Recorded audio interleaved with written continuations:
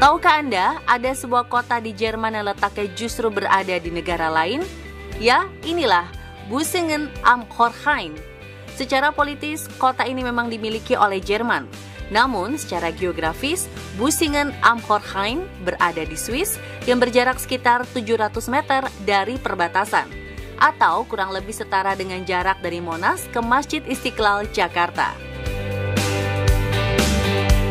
Kondisi semacam ini disebut dengan enclave, yaitu kota atau wilayah yang berada di daerah kantong, di mana negara atau wilayah tersebut dikelilingi oleh wilayah negara lain.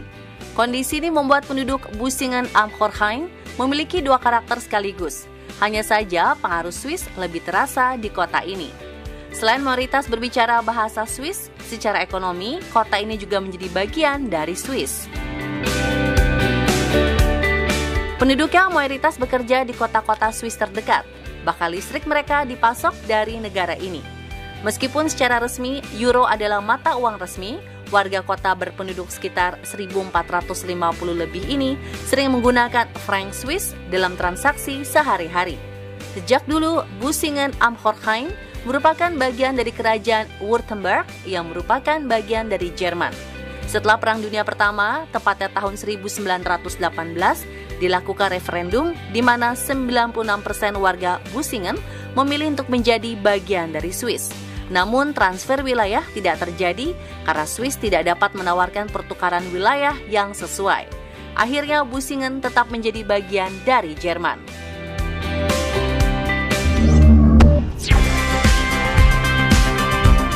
Tak hanya Busingen am Horrhein, sebuah desa Italia bernama Campione d'Italia ini ternyata juga secara geografis terletak di Swiss, tepatnya di Danau Lugano, Kanton Ticino. Jarak terdekat dari Campione d'Italia menuju Italia sendiri kurang lebih hanya 1 km, atau setara dengan jarak bundaran Hotel Indonesia ke Stasiun Sudirman, Jakarta. Tapi karena medan pegunungan yang sulit, warga harus melalui jarak lebih dari 14 km menuju Lanzo di Itelvi, kota terdekat di Italia. Lokasi unik Campione d'Italia terjadi akibat pembentukan Konfederasi Swiss pada 1798. Saat itu desa ini masuk ke wilayah Ticino yang kemudian hari menjadi bagian Swiss. Namun penduduk Campione d'Italia memilih untuk tetap menjadi bagian dari Lombardia, Italia. Berada di tepian Danau Lugano, Campione d'Italia tak hanya memiliki pemandangan indah, namun memiliki banyak peninggalan bersejarah, mulai dari gereja San Zenone, Villa Emden, serta Museum Campione d'Italia. Di daerah perbatasan juga ada Balcony of Italia, sebuah teras panoramik yang berada di puncak gunung Saik Mignola. Dari sini Anda bisa melihat pemandangan pegunungan Alpen dan danau-danau di sekitarnya yang sangat menakjubkan.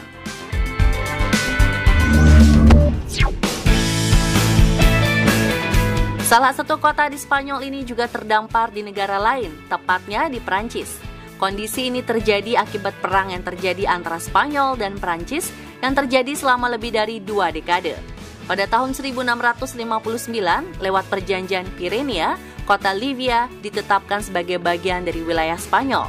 Dalam perjanjian tersebut, Spanyol hanya akan menyerahkan wilayah pedesaan pada Prancis, karena Livia saat itu sudah dianggap sebagai kota, sehingga tetap berada di bawah kekuasaan Spanyol. Saat ini, satu-satunya penghubung Livia dengan Spanyol adalah Jalan Raya N154 sepanjang 4 km yang menghubungkan Livia dengan kota Spanyol terdekat, yaitu Puigcerdà. Jarak tersebut kurang lebih setara dari Bundaran HI ke Gereja Katedral Jakarta.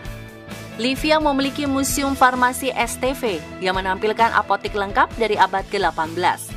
Apotek ini merupakan salah satu yang tertua di Eropa dan menyimpan koleksi penting seperti Albareo atau guci penyimpanan obat dan buku resep kuno. Terletak di ketinggian sekitar 1.224 meter di atas permukaan laut, Livia juga menawarkan pemandangan spektakuler dari pegunungan Pyrenees yang mengelilinginya. Lokasi yang strategis menjadikannya destinasi ideal bagi pencinta alam dan pendaki.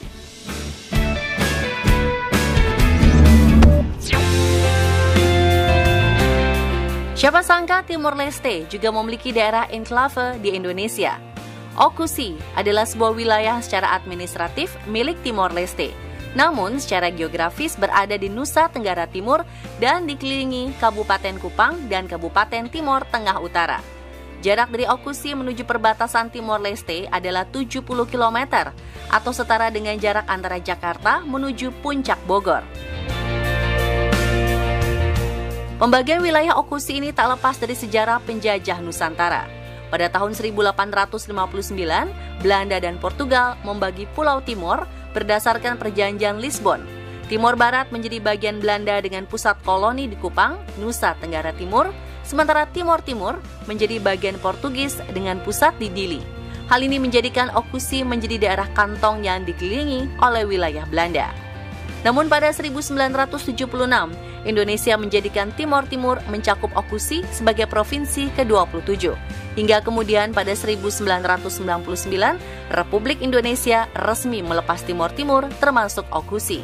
Sebagai bekas kekuasaan Portugis, Okusi memiliki beberapa spot wisata bersejarah, seperti Monumen Lifau yang menandai awal mula masuknya bangsa Portugis, sekaligus awal mula masuknya agama Katolik di Pulau Timor. Okusi juga menawarkan destinasi wisata rohani di puncak bukit Liolbatan.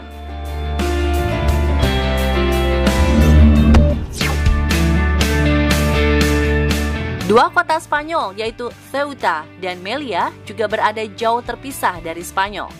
Ceuta terletak di pesisir utara Afrika dan berbatasan langsung dengan Maroko. Jaraknya sekitar 30 km dari Spanyol melalui Selat Gibraltar, setara dengan jarak Jakarta Pusat ke Depok. Sementara Melilla berada di pesisir Maroko bagian timur dan berjarak kurang lebih 200 km dari Ceuta. Sejak kemerdekaannya dari Prancis dan Spanyol, Maroko mengklaim Melilla dan Ceuta serta beberapa pulau kecil milik Spanyol di dekat daratan Afrika. Namun pemerintah Spanyol menolak segala bentuk perundingan terkait dua kota ini. Penolakan ini juga diberikan oleh para penduduk Ceuta dan Melilla yang ingin tetap menjadi bagian dari Spanyol.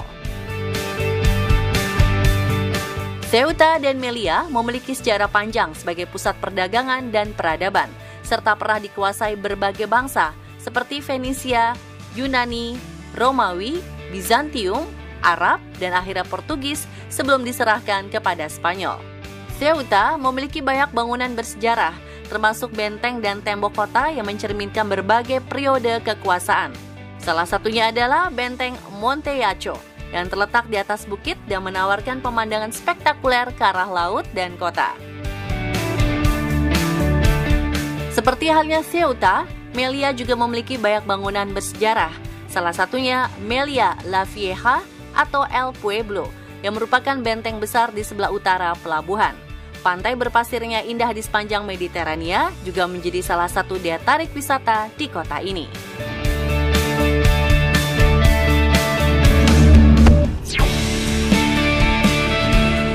Kaliningrad adalah wilayah Rusia yang terletak di pesisir Laut Baltik, terjepit antara Polandia di selatan dan Lituania di utara dan timur, sehingga terpisah dari daratan utama Rusia.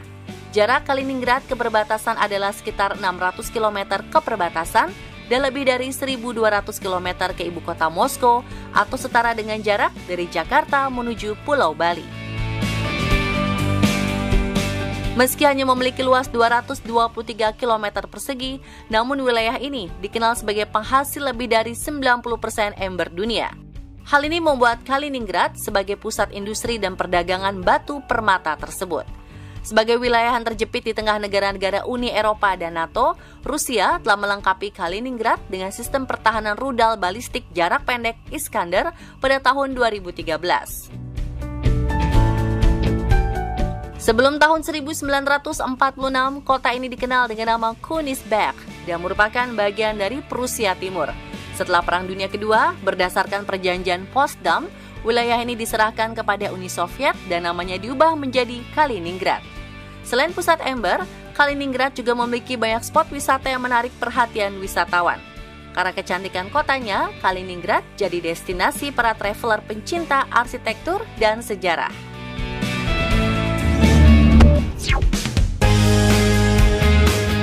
Selain Hawaii, Amerika Serikat juga memiliki daerah enklave lainnya, yaitu Alaska.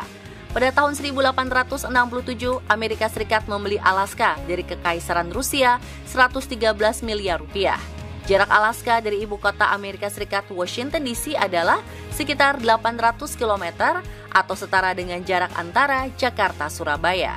Sempat tak terurus 30 tahun setelah dibeli, namun saat ini Alaska menjadi salah satu negara bagian dengan pendapatan domestik bruto besar, dengan kekayaan hutan dan cadangan energi fosil yang melimpah. Dengan luas mencapai 365 juta hektar, Alaska menjadi negara bagian terbesar di Amerika Serikat. Wilayah ini juga seolah selalu dipenuhi dengan harta karun tersembunyi. Bukan hanya karena keindahan alamnya saja, namun tambang emas yang tersebar di beberapa wilayahnya.